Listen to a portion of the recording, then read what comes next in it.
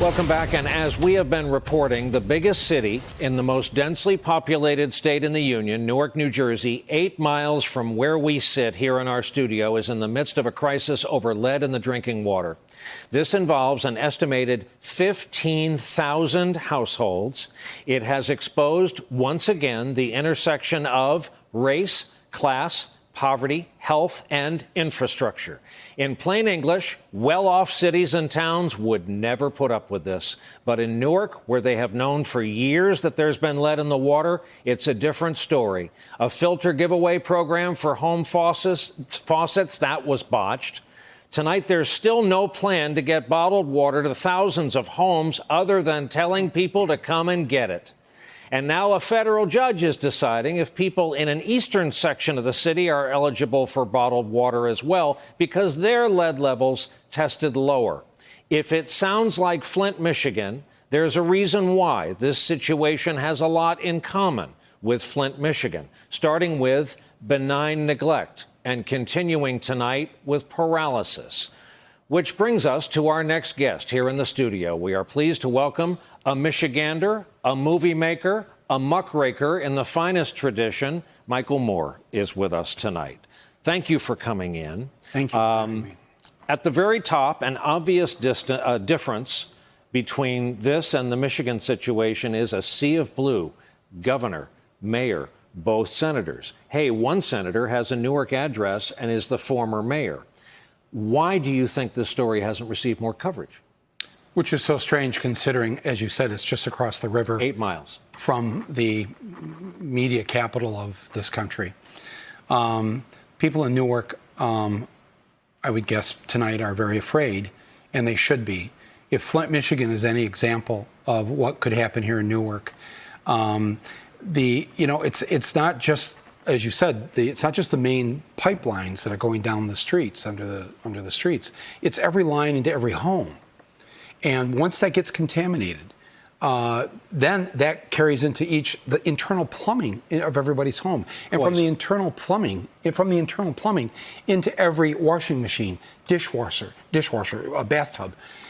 It's such a phenomenal crisis. And it's not just Flint and it's not just Newark. Now, the other difference between Flint and Newark is that, yes, we had a Republican governor. When his staff found out, they tried to cover it up. They tried to say it was something else or whatever. And it went for a long time.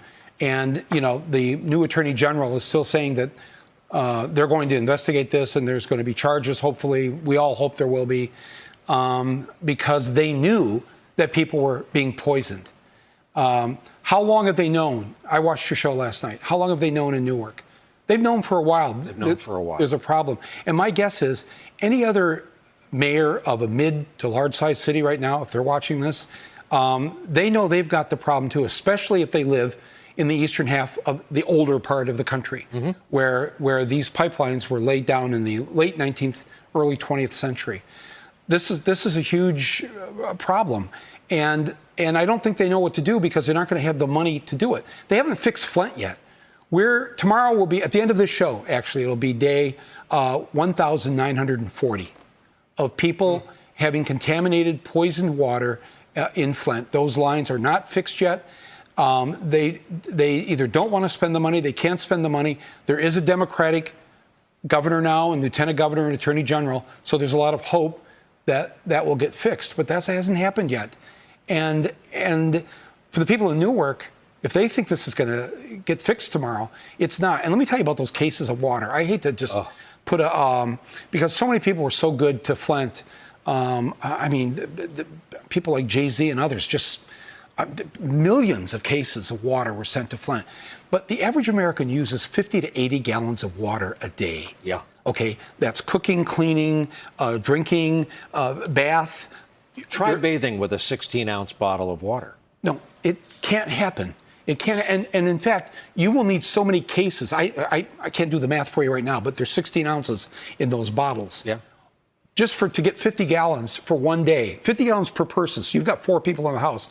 So that's 200 gallons of water, and there's the National Guard. These are Flint pictures. The National Guard was at least there. We've yet to see them called out in New Jersey. The only sound the people of Newark should wake up to is the thud of water being delivered to their homes. Correctly. By either a volunteer fire department or the National Guard. And these large water trucks that, that could come in with their big hoses. Park it at the end of the street.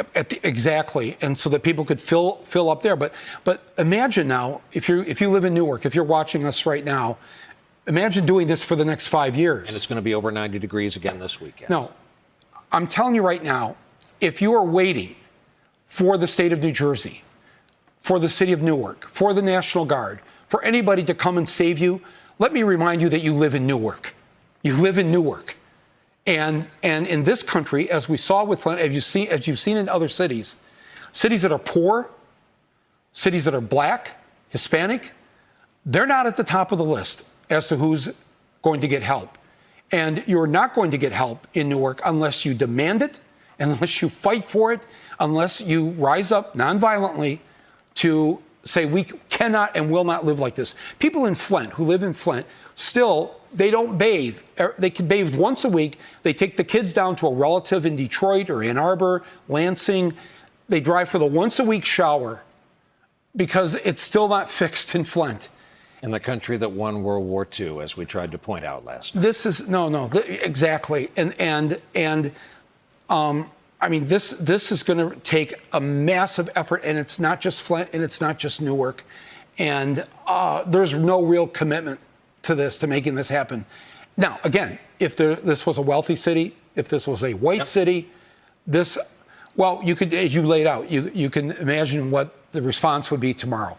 But the response tomorrow in Newark is going to be, and it just needs to be said plainly and bluntly, Brian, you are black. And you don't have the money to contribute to any of our campaigns. And you are not on our list.